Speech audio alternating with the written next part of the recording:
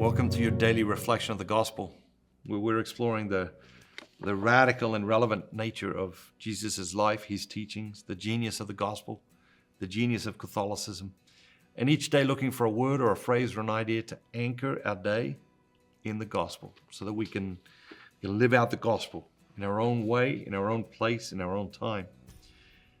Today's reading comes from John chapter 14, verses 1 through 6. Let not your hearts be troubled. Believe in God, believe also in me.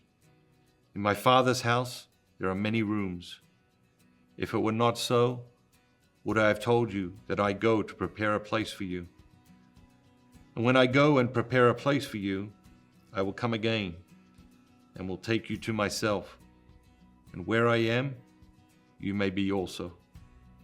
And you know the way where I am going. Thomas said to him, Lord, we do not know where you are going. How can we know the way? And Jesus said to him, I am the way and the truth and the life. No one comes to the Father but by me. If you had known me, you would have known my Father also. Henceforth, you know him and have seen him. What word or phrase or idea jumps out at you today? A couple jump out at me. The first one is the opening line. Let not your hearts be troubled. We let our hearts be troubled so much and so often and so easily. What is your heart troubled with today? And how is Jesus inviting you to lay that trouble down, to lay it on the altar, to lay it at his feet, and to say, all right, God, I need you to take care of this. Let not your hearts be troubled. You're going to go out in the world today. There's going to be a lot of problems out there in the world. And there'll be a lot of suffering, a lot of problems, a lot of mess. And it's easy for our hearts to get troubled. But there's a clear command here. Let not your hearts be troubled. And wait for it. Believe in God. You can't have one without the other, right? If you don't believe in God, you best let your heart be troubled.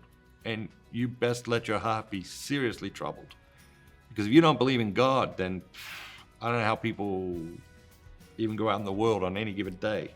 I don't know how people get by. I don't know how people survive. And so these two things go together. The other thing that strikes me every time now, Jesus said, I am the way, the truth, and the life. He didn't say, I am a truth. He didn't say, I'm one of several truths. I'm one of a few options. He didn't say, well, I got my truth and you've got your truth and you live in your truth and I'll live in my truth. And no, none of this relativistic nonsense. He was clear. I am the way. I am the truth. I am the life. Not a way, not a truth, not a life. The is powerful. His clarity is powerful.